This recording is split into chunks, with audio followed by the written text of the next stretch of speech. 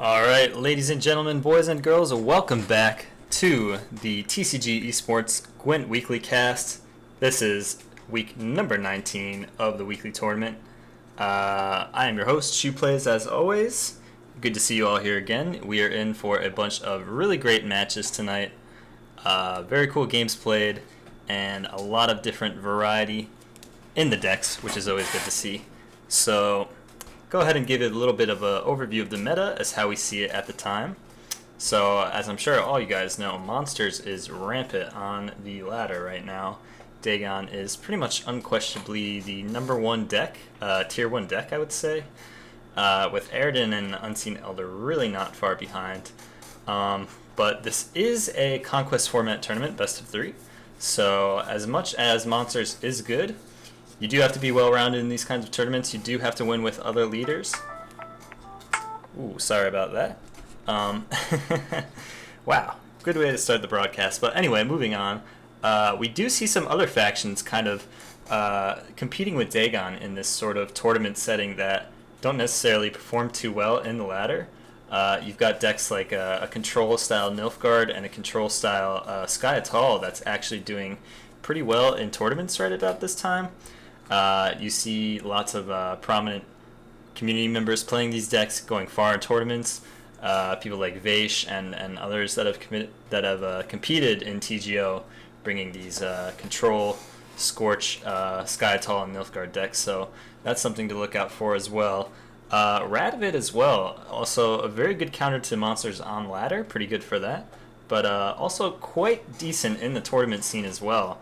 You're kind of seeing at the start was this very control-heavy style with Bloody Baron, and now kind of shifted over a little bit to two different kinds where you have a machine type of deck with control and just pure control with spells.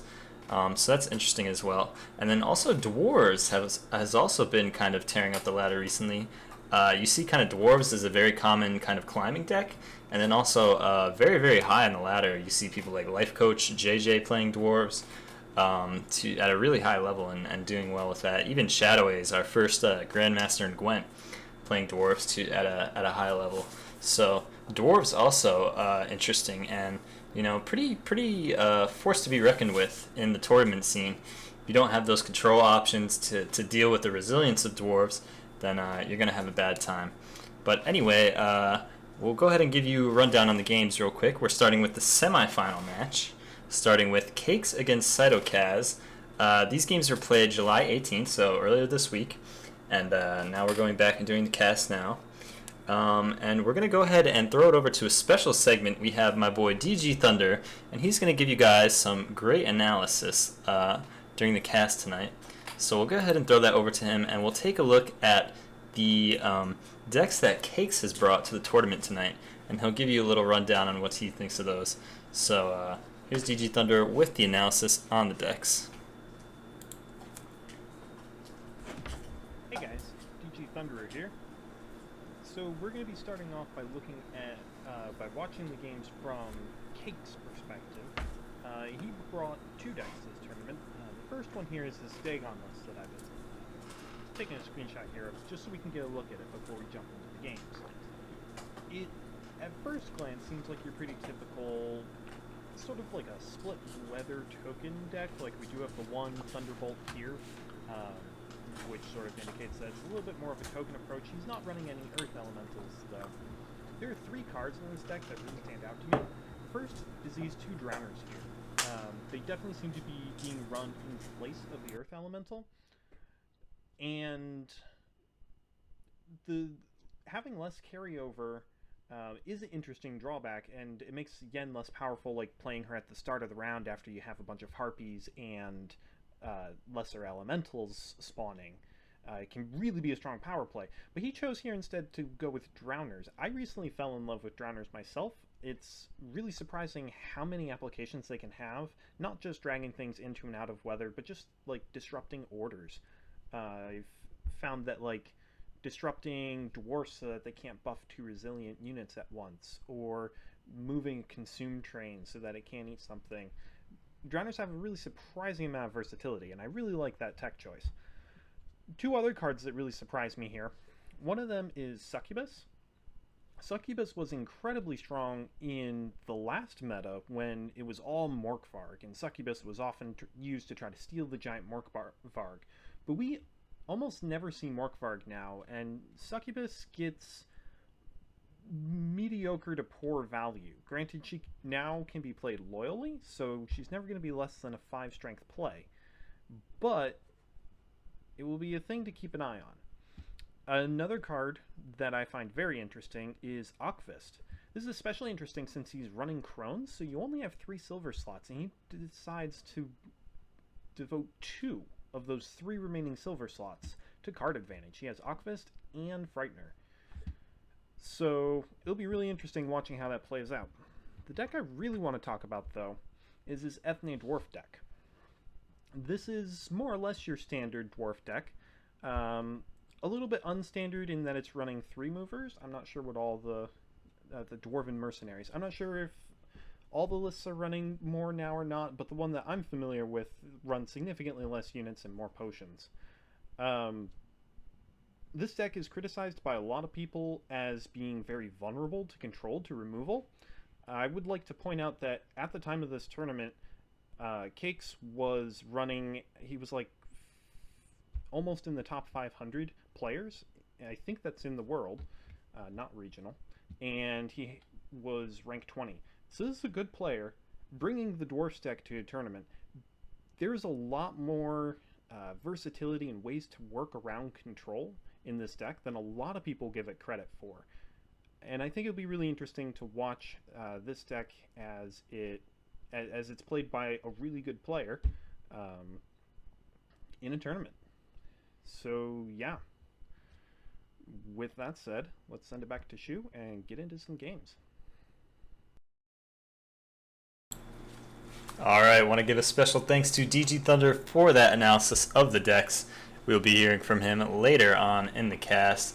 Just kind of wanted to echo again what he was saying. Dagon and the Dwarves, both very, very powerful archetypes. Not only on the ladder, but also in tournament setting as well. Both very formidable, just very strong. As we go ahead and get the game loaded up here, the first match. Definitely something to watch out for in the future if you guys are interested in participating in tournaments. The real power of Dagon and Dwarf set, they are able to build up very tall units that are very well spread out. So if you're employing a strategy that's only say you're only focusing on building very strong units, very tall, or very wide units, you know, like lots of small units, then you really open yourself up to being countered quite effectively. So it's always important to kind of keep that in mind when deck building, and that's definitely a very good success that the Dwarves and the Dagon had managed to achieve there. So without further ado, we will hop into the first match. This is the semifinal here. We are going to be watching again, like we said, from the perspective of Cakes. He's going to be playing against Cytokaz. We're kind of going to be taking it from his perspective, not really knowing what Cytokaz is running, and we're going to go from there. So without further ado, we'll hop into the semifinal match and get that started for you guys.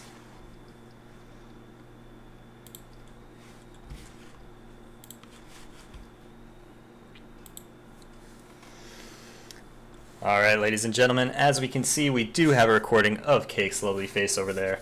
You guys are interested in watching him stream, be sure to check out his channel. Not exactly sure what the handle is, but I'm sure you will be able to find him pretty easily from the directory. So hopping in here, we're going to look at a Ethne Dwarf matchup again. We took a look at that Dwarf deck from Cakes, going up against an Eredin from Cytokaz. Monsters, again, like we said, all leaders are a strong choice. Eredin being no exception. Usually a bit more control-y than the Dagon decks that are out there. So we see Cakes now going ahead and starting off this match first. Going to be interesting to see what he does here. Then it's Cranmer, always a good choice. Buffs up all the dwarves on the field and hand. Definitely want to get that going early. And like we said, Eredin now, more control-y style, getting out some Wild Hunt Hounds, putting down Frost, just starting to chip away at the strength from the opponent's side. Following up with Barkley Elves into Yarpin here. Kind of got a bit lucky to hit that. He does have 2 other defenders in his deck, and Yarpin was definitely the one he was looking for here. Airden coming down now, spawning that Wild Hunt Navigator, pulling another one of those hounds out of his deck, thinning a little bit, and getting the frost out. Cakes is not going to have any of that, just moving those dwarves out of the frost. Roach, unfortunately, does get caught in the crossfire here. And the last weather coming down now for Cytokaz, committing pretty hard. We do not see any first lights in the deck besides the one from Cakes, so he could try and get that with Elven Mercs, but it is a bit of a risk there. It seems that he replaced those with a immune boost instead, so just kind of dealing with the weather in that fashion rather than clearing. Now, most Airden decks are only running the 3 Frost from the Hounds as their main source of weather. They do include cards like Caranther quite often that can put down weather, but not really sure if he would be wanting to commit a gold card this early into the round from Cytokaz. Cakes here, throwing down the Ethne. Looks like he wants to clear that weather, and he wants to do it guaranteed. Going ahead and pulling the first light, clearing with the first one, and rallying with the second. Not a bad choice there, I think. I think this play kind of signals that he is committing to the first round here. Usually dwarves are okay with losing the first round if they have their Ithlinay Adrenaline Rush combo in hand and in deck. That way they can kind of, spread out their power over 3 rounds, which makes losing the first one not so bad. Harpy coming down now from Cytokaz, answered by a Merc. Going to go ahead and start buffing up those resilient units, making sure he keeps the point lead. Additional Harpy coming down now for Cytokaz. Seems like more of a waiting move to me. As we said, Cakes looks to be committing to this first round, and Cytokaz definitely picked up on that after seeing the Ithlinay. He is 15 points down now, even on cards, so he will have to do some high-tempo plays to get back. Airden, no stranger to running something like BTM or Scorch, Becker's Twisted Mirror, that is, able to really flip the tables on the dwarf players very quickly, given the right situation. Cakes going ahead and continuing to buff up the dwarves, and we see Immelrith come out here without a frost laid down. That's a pretty big signal that Cakes doesn't have to be worried about weather anymore, but also pretty unfortunate for Cytokaz, where he committed those 3 hounds and ended up getting the weather cleared. Not always common for dwarves players to want to clear weather. Lots of times running only 1 first light or none at all. Kron's coming down now will bring the score within reach of Cytokaz, still a bit behind. Ethna is still activated for Cakes, so he can pull out something very strong in 1 turn with that. He decides to go ahead and pull the Elven Mercenary to the front row rather than getting the buff on that Yarpen. Interesting to see that. Thunderbolt coming down now, 12 points. And Cake seems to be fine just dancing these dwarves around. There does come to a point with dwarves that the points on your resilient units start to become less and less valuable. When you've already got 60 carryover, it's hard to really care about squeezing out an extra 2 or 3 points on each unit. Cytokaz now not looking really to get out of the round. It feels like if he commits here that he probably ends up losing, just because of the huge resilience of those dwarves. Excuse me. Cakes here doing a decent job playing around Lacerate with those Dwarven Mercenaries. Pulling his resilient units to different rows, making sure that they keep as much strength as they can. Ethna coming down now, almost certainly going to see double immune boost or double thunderbolt. And actually end up with a little bit of egg in my face, as he does elect to rally instead. He does know exactly what he's getting, keep in mind.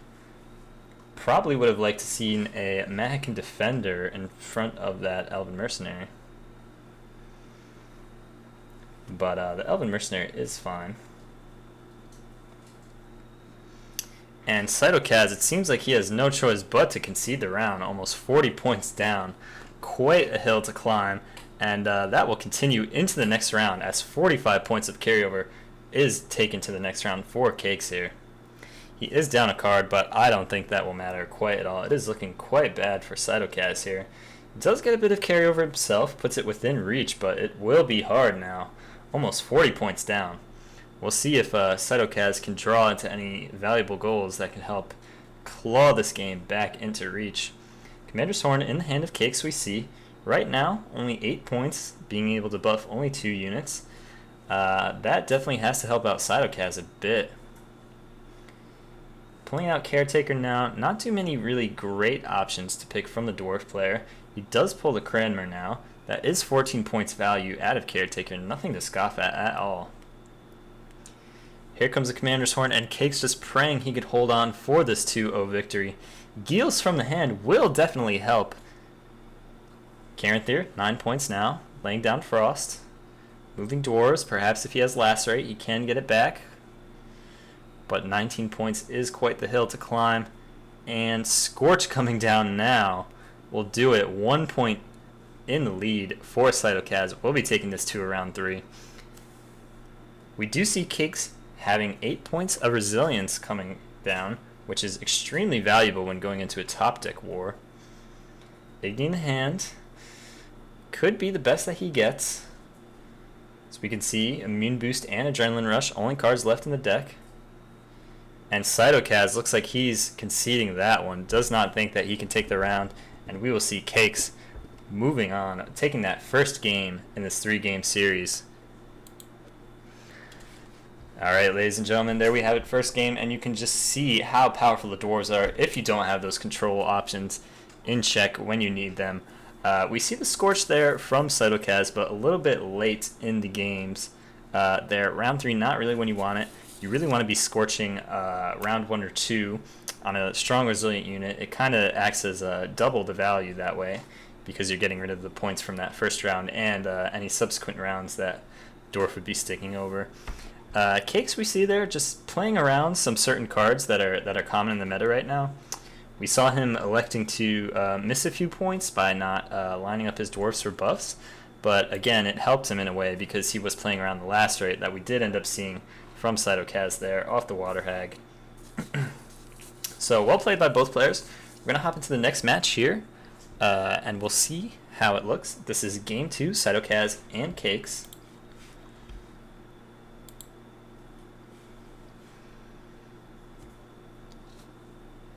Hopping into the match now, we do see Cakes face.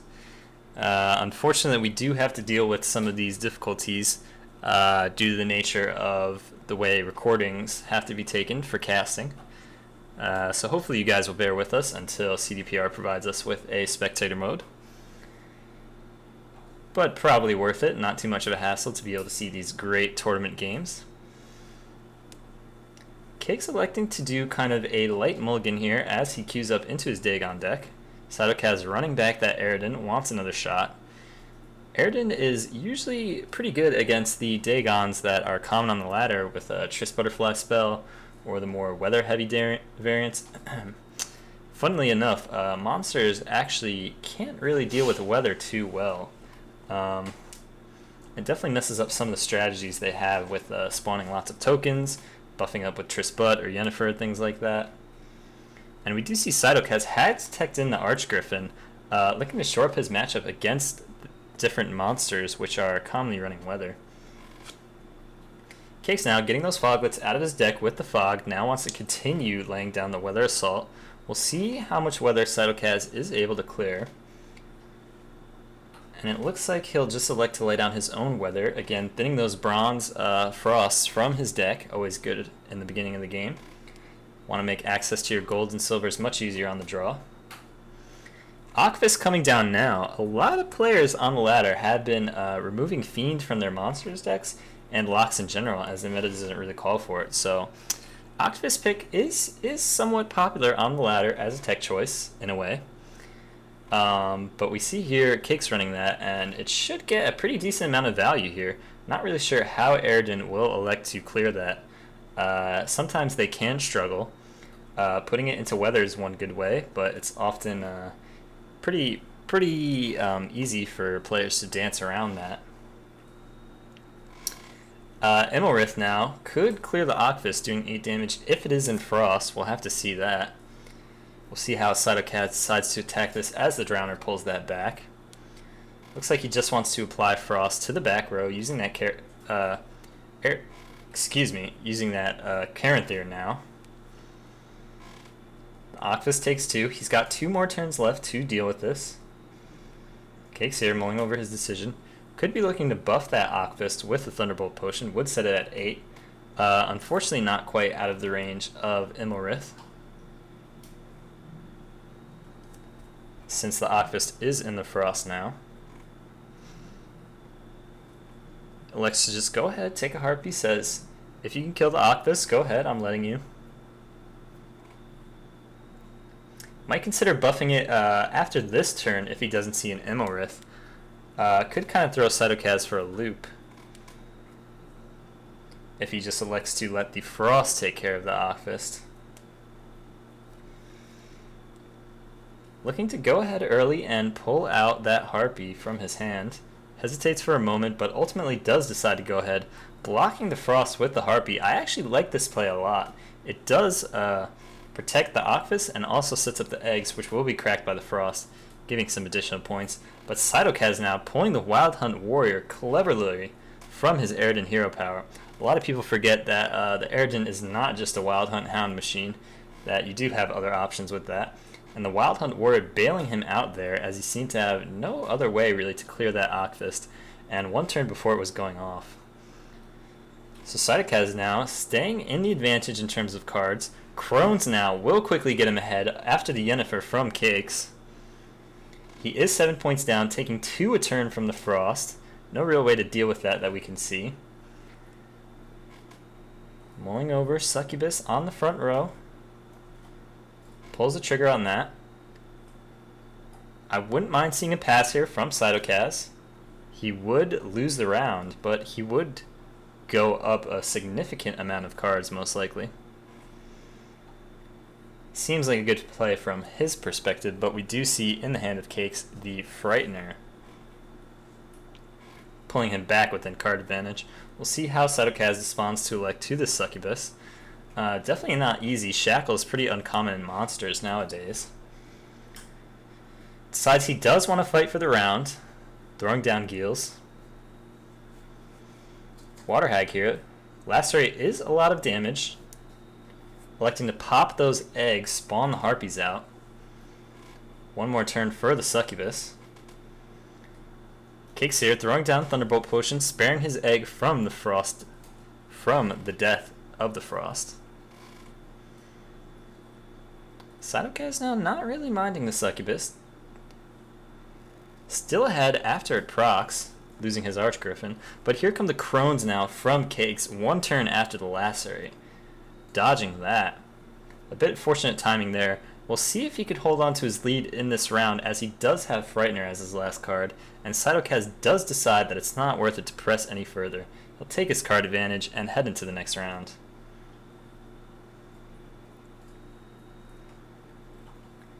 Now we do see Crones from both players. Do see a few golds used from each side. So card quality probably will be even for each player. Bronze Lacerate in the hand of Cakes. Trying to see how useful that may be. A little bit hesitant on the mulligan. Frightener there to give him card advantage. And ultimately decides to kick that Lacerate. It's only about 8 points at this moment. Frightener would make it 11. Doesn't really think that is enough. Harpies here from Cytokaz just wants to kind of shore up the round with some carryover. Help him out in round 3. Cakes will respond with the same. Hand quality of Cakes looking very good right now. Found his last 2 golds. Caretaker and the Woodland Spirit. Second Harpy coming down from Cytokaz. Not bad. Again, just trying to get some carryover for the next round. He will have 12 to Cakes 6 at this moment.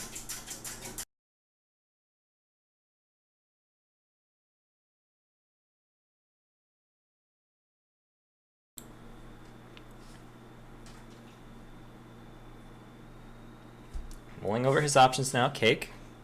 Deciding if he wants to commit these last golds. He is down 20 right now. So if he's doing this, he thinks that one of his golds will not be too valuable in the next round. If anything, the Caretaker might not be the best. Against monsters, that card can struggle to find some value. But ultimately decides that it is worth it. Going into this last round, even on cards, Cytokaz will act first. He does have 6 points of advantage going out of the gate. Could make up for that. We do see a powerful hand from Cakes now. Wild Hound coming down now. Frost on the front row. The Harpy is at 1 strength, so it will be taking damage next turn, and then the Frost will be hitting nothing. That is, of course, unless Cakes decides to play something into it.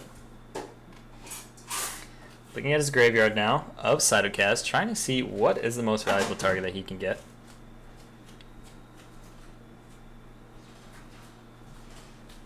Cakes now deciding to drown her. Pulls one of those Harpies forward. Probably trying to set up to get some maximum value from the fog of that Woodland Spirit.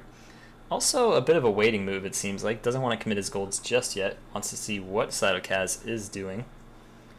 We see an Earth Elemental now. Not the strongest play so far from Cytokaz. The Hound was somewhat useful for 7 points getting rid of that Harpy, but not really providing much else, considering that Cakes has yet to play into it. Waterhat coming down for the Lacerate. That is 12 points with the 4 of the Caretaker. Great value on that. We see a Caretaker in response from Cytokaz.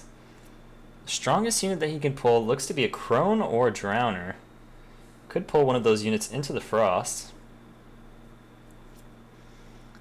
Looks like that is what he's electing to do. Woodland Spirit in hand now from Cakes. Cytokaz up 9 after this. Woodland Spirit now will be enough with the Foglets. 16 points plus the Fog coming down. And that will be it. Cakes will 2-0 Cytokaz and advance to the final match in a close game. Close Monster Mirror.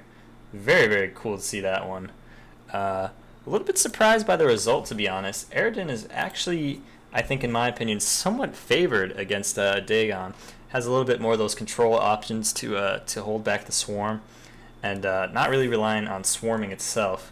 Again, just has a lot of tools like weather to kind of nibble at Dagon a little bit, nag him a little bit. So kind of surprised to see that result, but a very well played game by both players, Cakes included as well. Definitely a strong showing there. We're going to take a quick break, about 2 minutes, set up the next match, and we'll see you guys there. Please don't go anywhere.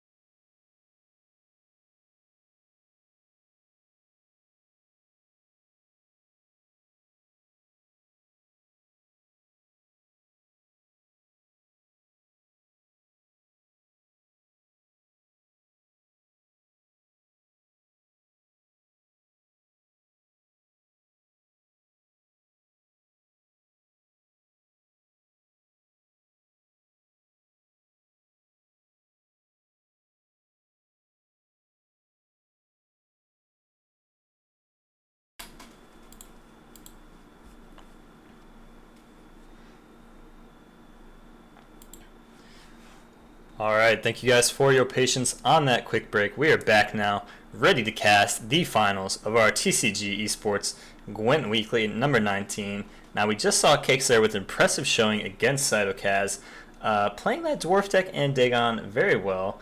Some nice finer points that he managed to do, playing around some common tech like Lacerate and things like that. For the final match now, he will be going up against the Otter One, who also had a very, very impressive showing so far in this tournament in his run. Definitely brought some very cool decks that we will be seeing now. So for this matchup, the finals, something to look out for. Cakes doing very well with Monster and Ethne. Both decks that demand answers in a way. Dwarves, you really need ways to deal with their very tall units, tall resilient units. And Dagon, again, you need to be able to answer that swarm, clear units off their board, or they will overrun you quickly. The Otter One now, he decides to go with Radovid, and kind of a bit of a different choice. I think a lot of us are used to seeing kind of a control Radovid with spells out there on the ladder, using that to buff up their Bloody Baron. But Otter One is actually bringing something that has kind of gained popularity lately, which is the machine type of control Radovid. This deck kind of grew in popularity in an attempt to counter monsters. Ballistas to kind of ping down their units that are lining up very easily. You know, you've got 3 Foglets, you've got Harpies spawning 2 1-strength eggs. Just very easy to kind of line things up, get tons of kills, and just throw out a massive Bloody Baron round 3. So that'll be cool to see. And then the Otter One now running Ethne Dwarves again. Like we said, very powerful, very common choice. Dwarves is very easy to get, you know, a lot of power out of them. So it's no surprise that players are gravitating towards that in the tournament scene. And you know, dwarves can be pretty hard to deal with. Like we said, you need those control tools or you will often get overrun here. So without further ado, we're going to hop into the first match of the final here. It's Cakes against the Otter One, and we're going to see what happens in this final.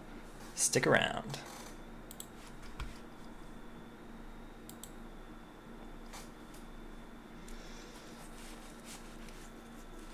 Alright, ladies and gentlemen, hopping into the game here, we are again looking from the perspective of Cakes in this match.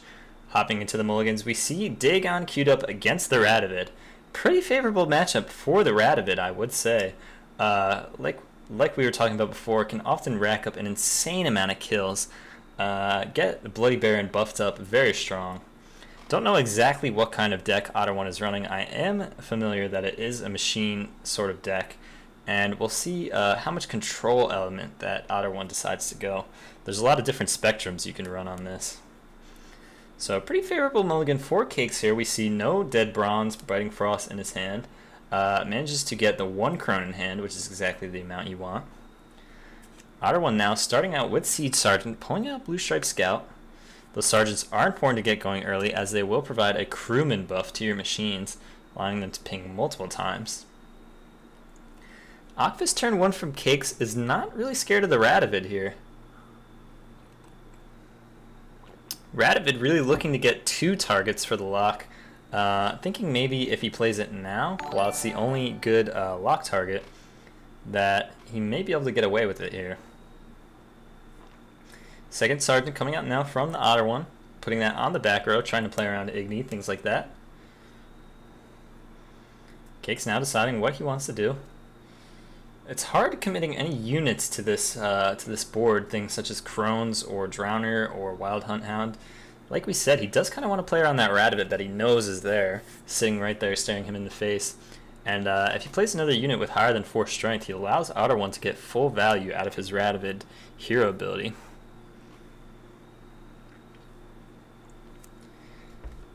Gonna be seeing what the Otter One decides to do. Just wants to go ahead and remove those Foglets.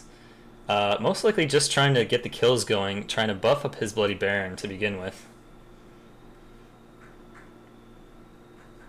Still leaving the Ocvis unanswered, which is a bit interesting to me. Perhaps just waiting for a time where Radovid could get full value.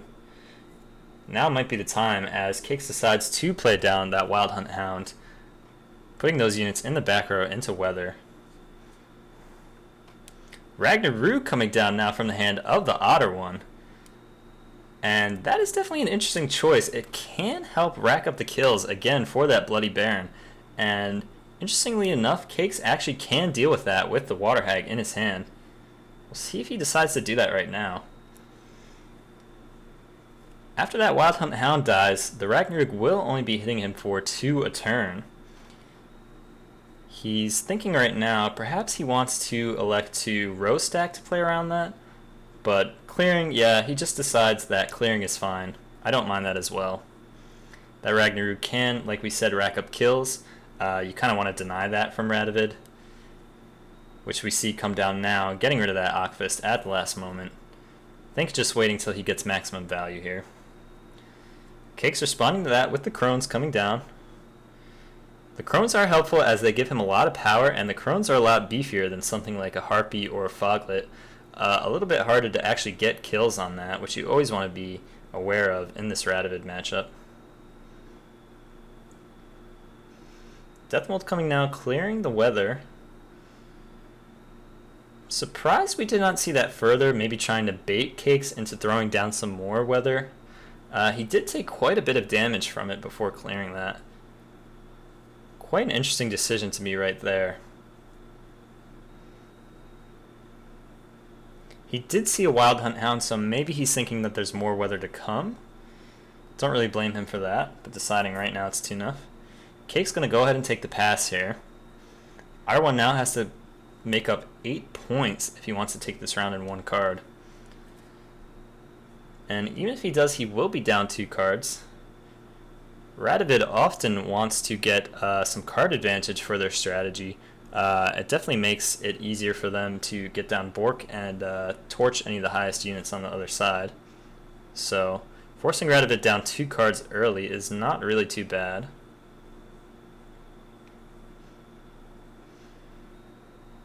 Reaver Scout now on that Siege Sergeant. Will be taking the round in 1 card. Good there. Thinning out his deck a little bit as well. Pulling out Siege Sergeant from the deck and the Blue Stripes Scout from the deck. Or Blue Stripes Commando, excuse me. Cake's now taking a look at his graveyard. Seeing what he has. Succubus in the hand of Cakes. Don't know how useful that will be in this matchup against the Radovid. A lot of times they don't really run many strong units outside of Redanian Knights, but those are really not present in the machine version of this deck. We'll see if Cakes can get some value out of that. Thaler coming down turn 1 from the Otter one. Not electing to pass. Cakes didn't get any carryover from that round, so he could have forced him down 1 card just with the pass there.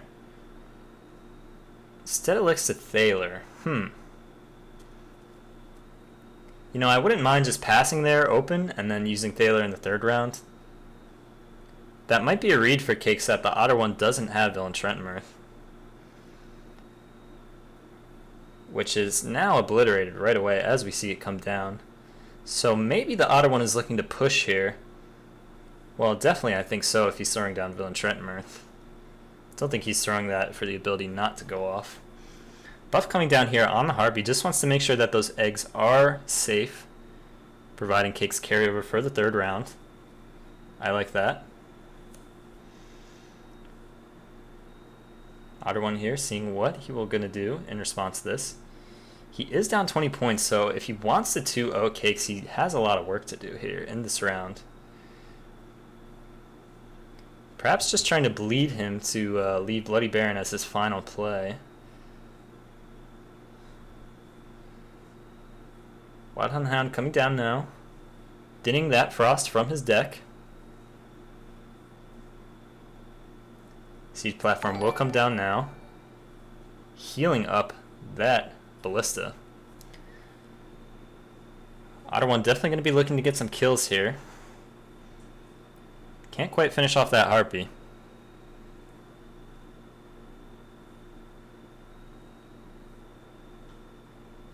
Cakes looked like he was looking to fog right there. Gave it a second thought. Looking in the graveyard now. If Otter one is really aware of what's going on, you know, he can see the graveyard highlighting from Cakes looking in it. He might be able to pick up a read that there's something like a Caretaker or a Catachan in the hand. Or at the very least in the deck. That is confirmed now as we do see it pulling out that Death Mold Thunder. On his own Thaler, interesting play here. Setting off those 2 6s, I like that. Very heads up play here by Cakes. Kind of a bit difficult to see in a way, not really so obvious. But very, very heads-up play right there, and he will be rewarded handsomely for that. Up 9 points still after the last rate. Still up 2 cards. He is in the driver's seat of this game, it looks like. Foglet's coming out now. We'll see if Otter One maybe has a clear that he wants to throw out before the end of the round. Get some extra kills for his Bloody Baron. That is if he is even running Bloody Baron here. We have not seen a Sarah yet, which means that the Baron has either been mulligan at the beginning of the second round or is in hand here. If Otter 1 was looking to 2-0, then it might not be too insane to have the Bloody Baron in hand. In which case, he's going to have a hard time winning this game here. We see a lot of power in the hand of Cakes. Playing that Thaler back. We'll see what the last card is.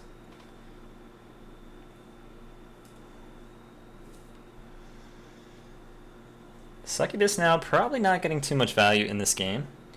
At the very least, he can play it on the side of Cakes, giving him a 5-point gold. That wouldn't be too bad. He could also mulligan it away at the beginning of the next round. Otter 1, I'm not sure if he's going to be able to bleed any further here. He's already down 13, taking 2 from the weather at the start of his next turn. It's not looking too great for him. Still down a card going into the last round at the very least. Taking a long time making his decision here. I wonder if that's Bloody Baron in his hand. Elects to just pass, go into the third round, start fresh, and see if he can make something happen here. We see Woodland Spirit in the hand of Cakes. Really good for him to have that. That'll put a lot of power down, which is not vulnerable to things like Scorch or any different removal effects. Quickly decides to keep the Drowner in the hand. Not really too worried about Scorch, it looks like. We have seen Villain Trentmirth, but we haven't seen a Silver Scorch. Cakes on the play, deciding to throw out the Woodland Spirit. That is 14 points, ladies and gentlemen, down on the field. Quite a powerful play. And we'll have to see how large this Bloody Baron is for the Otter One. Have not been keeping track of the kills. If I had to guess, it would be somewhere around 15 to 20.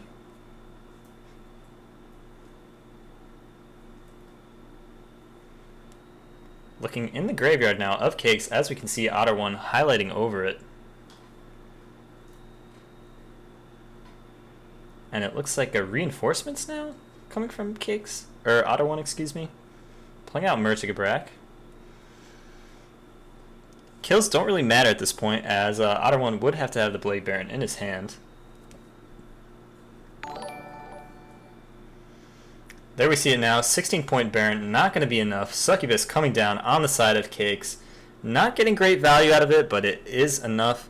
That is all that he needs here. And a nice, well-played game by Cakes. Taking the first one there against the Radovid, which honestly is a bit of an unfavored matchup for monsters, I think. You know, if Radovid get the right things going, they can often rack up a good amount of kills on Dagon. Get a big Bloody Baron.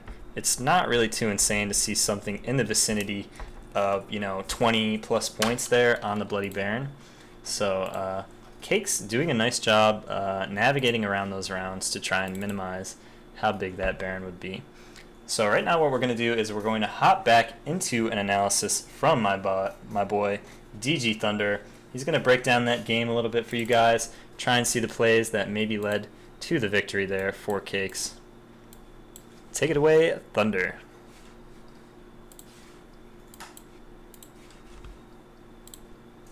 Here we are in the finals, Cakes versus the Otter One, and what a fun game this was. Obviously the climax of Cakes playing the Caretaker, pulling the Death Mold, zapping the Thaler on his side, so that Villain Trentmirth would burn the Otter One's 2 6s was like sort of the climactic play. And huge shout out to Cakes for like realizing that it's not always easy when you have these tool cards like Caretaker that don't provide the raw power but give you like the means to deal with situations. It's not always easy to realize the best way to use them. But Cakes did realize that, and it ended up saving him 20 points in total, because 12 points from the 2/6s burning, 4 from Caretaker, and 4 being saved on the Thaler that would have otherwise died. Definitely a big play there, not to take away from that at all. But part of the game that I want to focus on is where there was a lot more strategy, a lot more back and forth, a lot more interaction that wasn't just Cakes realizing that he had a good answer. And that's back in round 1. Again, it focuses around Akvist, which is proving to be far better in this deck than I thought it would be. Oddly enough, the Akvist doesn't matter a ton in this matchup because the Otter one is playing Radovid. He has a guaranteed lock whenever he needs it. Now, keep in mind, the Otter one doesn't know yet that Cakes is playing Crones, and therefore if Cakes is not playing Crones, there's a very high probability that Cakes is playing Fiend. So the Otter one doesn't know if Cakes has Fiend to unlock Akvist or not. So what the Otter one is doing right now in this situation is he's trying to make sure that he can get Akvist to 4, so that Radovid not only locks Akvist, but kills it and gets rid of it for good. In this situation here, the Otter one is up by 8 points, but with Akvist about to go off, he feels threatened by the Akvist. He knows, we know from later that he has Deathmold in his hand, but he also has Ragnarok, and Akvist has 2 turns on his timer. Here the Otter one decides to play Ragnarok to get the guaranteed 2 damage onto Akvist, so that Radovid can not only lock but kill Akvist next turn just before he goes off. And this is the play that he goes for. But I would like to point out that what he does not go for is playing Deathmold to clear the weather. So if we watch this sequence play out, probably where he plays Radovid. The Otter one right. does get his kill on Akvist that he wanted so much. But in the end, he misses. I'm just going to jump this forward just a little bit. You clear the weather here. Cakes clears the weather. The Otter one has to play Radovid now in order to stop Akvist. As a result, though, now. Catch back up. there were 2 turns of weather, which costed the Otter one 7 points in total. That those 7 points, like if you look at the score right now, Cakes is up by 10. 7 points would almost completely negate that difference. Furthermore, he wouldn't have to worry about weather moving forward. Cakes correctly identifies right now that playing Crones puts him significantly ahead, and with weather on the board, he's in a position to just completely shut the Otter one out of the round. Either the Otter one is going to have to pass now, giving Cakes the round on even cards, which is a bad situation, or he's going to have to constantly play high-tempo plays to make up for the fact that there is weather on 2 of his rows, which is a situation that the Otter one probably cannot maintain for a very long time.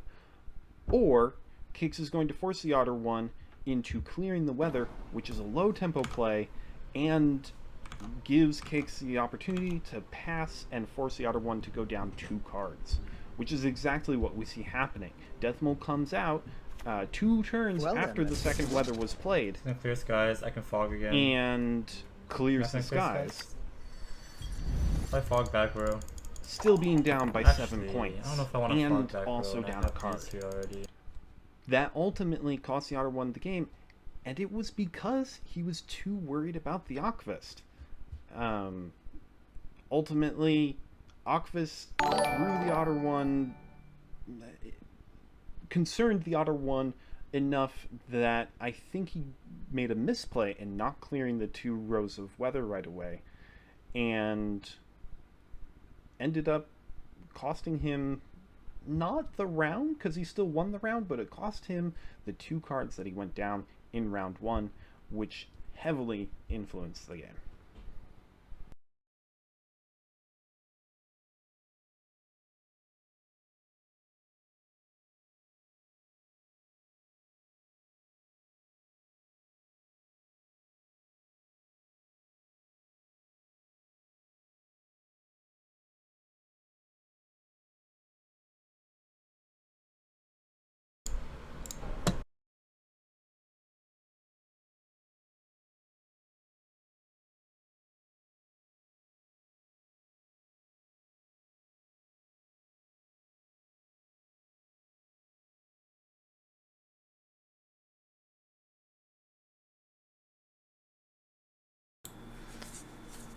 Yeah.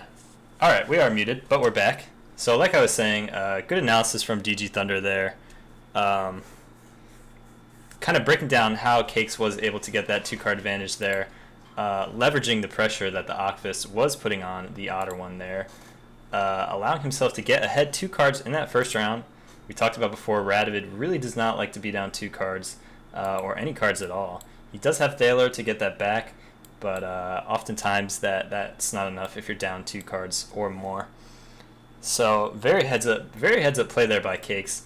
And again, like we saw, the Thunder on the Thaler there to have the Otter one scorching himself.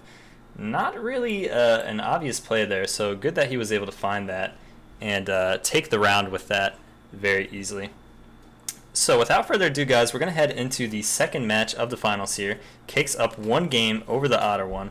We're going to see if he can close out the series with a 2-0 or if the Otter one will force a game 3. Let's get into it, guys.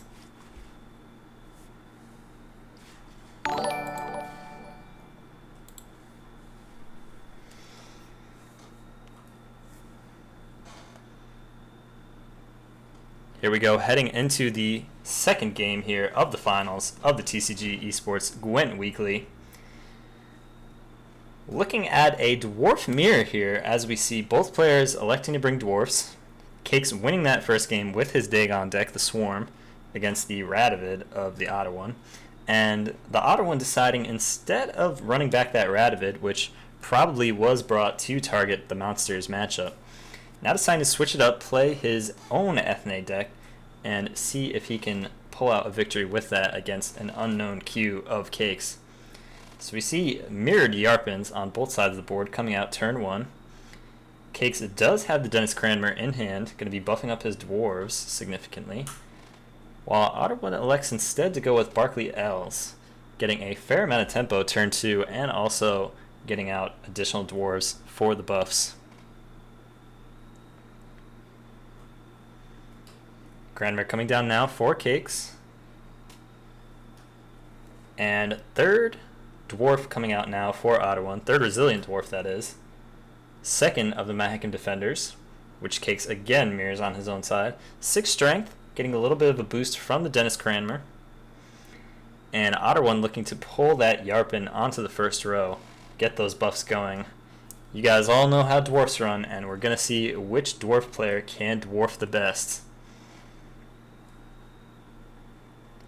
Cakes now deciding what he wants to do. We see that he doesn't have a mercenary in hand to drag that Yarpin to the front. So it's going to be interesting to see how he proceeds, as Otter one is already off to the races, getting his buffs going. 49 points already from 4 cards. Cakes now with a Thunderbolt Potion of his own, buffing up the dwarves. And we're just seeing here the arms race that dwarves players get into in the mirror. Who can get those buffs off the best, the most efficiently, and put out the most power round 1. We do see an Adrenaline Rush in the hand of Cakes, which could make this a little bit difficult for him if he decides that he cannot win the first round. We already see he is slightly behind in points. Immune Boost coming down now from the Otter one. We also see that Cakes does not have Commander's Horn in his hand. If Otter one does have that card, that'll be a huge swing that'll be difficult for Cakes to overcome.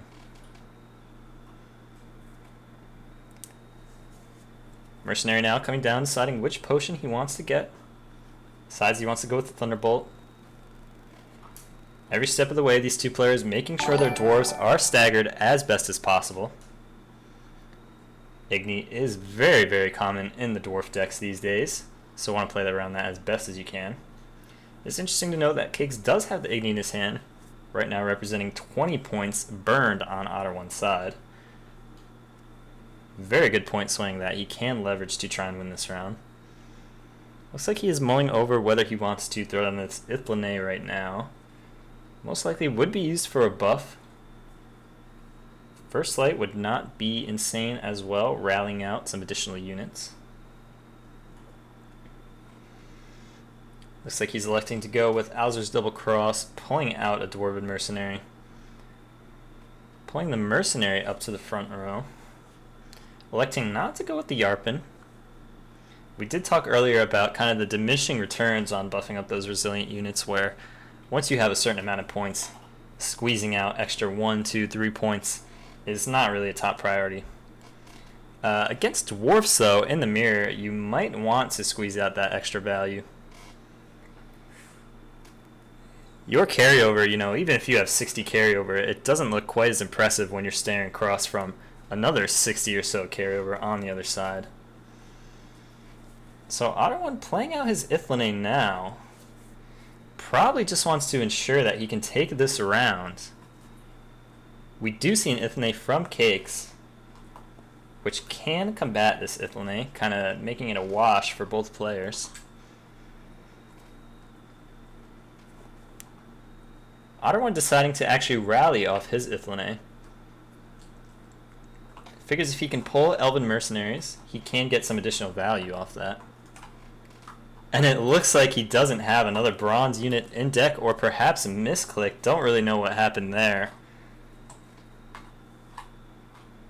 How many bronzes have we seen from the Otter 1? We've only seen 2 defenders, so almost certainly he has another unit in deck. That must have been a misclick, which is pretty painful in the finals of a tournament like this.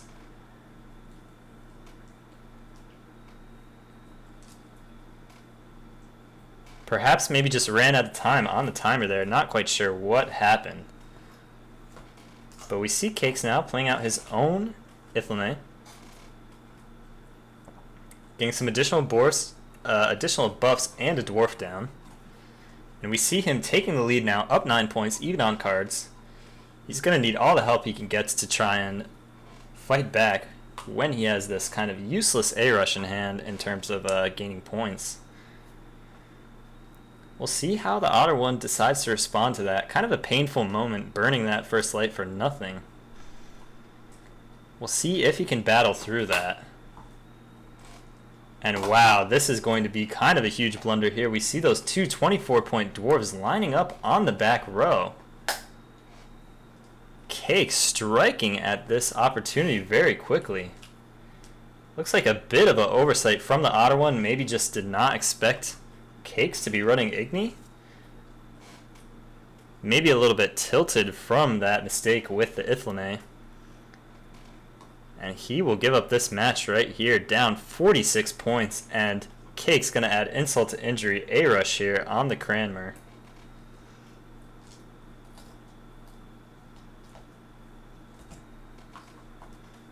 Actually electing to take the resilience off the defender on his opponent's side.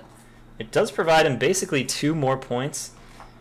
Also has the added benefit of, if the Otter 1 were somehow to take the second round, he can't put down resilience on that dwarf and carry it into the third. So nice heads up play there from Cakes. Just again kind of trying to make the optimal play every step of the way. I like that. Otter 1 now in a very, very difficult situation here, down nearly 50 points against these resilient dwarves. Probably steaming a little bit from that Ithlane mishap. We'll see if he can somehow pull this out. It's not really looking good here. Dwarfs players do have a lot of tempo in their deck, but I'm not sure if he has this much tempo. And there we see the forfeit. A quick 2-0 for Cakes in that game.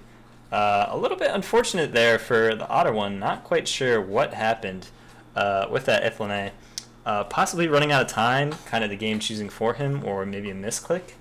A little bit unfortunate there. It always sucks when that happens in the finals of a tournament. but you kind of just got to keep moving past that. And unfortunately, Otter One kind of missing that lineup on the Igni there, kind of the nail in his coffin. Against the Dwarf, staring down that much resilience, losing all of his own. Definitely painful there, but well played by Cakes. We did see him make some very, very kind of not so obvious plays that helped him kind of get the optimal strategy against his opponents. Really good job there. Very heads up play by him, and also a good game to Otter One as well, making it to the finals. A very, very good run. So that'll have it, boys. That was the finals of our TCG eSports Gwent Weekly number 19. I want to say congrats to your champion, Cakes. We do have prizes this week, actually, so CDPR will be sending out some meteorite dust. He'll be sure to get him some nice, cool premiums. If you guys are looking to get into the Gwent competitive scene, there are lots of great tournaments out there. I suggest you guys check out TCG eSports Battlefy page. They are running a Gwent Weekly every Tuesday night. Be sure to check that out. It is a lot of fun and can help you kind of get a new experience from the ladder climb that you all are so used to. Just want to give a thanks at the end to Lionhawk for running the tournaments and for allowing me the honor of casting them. Want to give a shout out to GG Thunder again for doing the analysis. This was the first week that we've been introducing the analysis, and GG Thunder does have great points, lots of great analysis. We will work on building that into the stream a bit more seamlessly. Just want to kind of give you guys an apology for any sorts of technical difficulties we had, mics being muted, etc.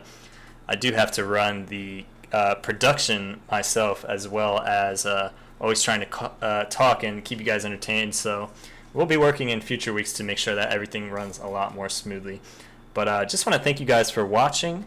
If you guys want to interact with me, you can check out my Discord or the Twitter down below in the links. If you want to follow the channel, we will be casting a lot more of these weeklies every week, so be on the lookout for that.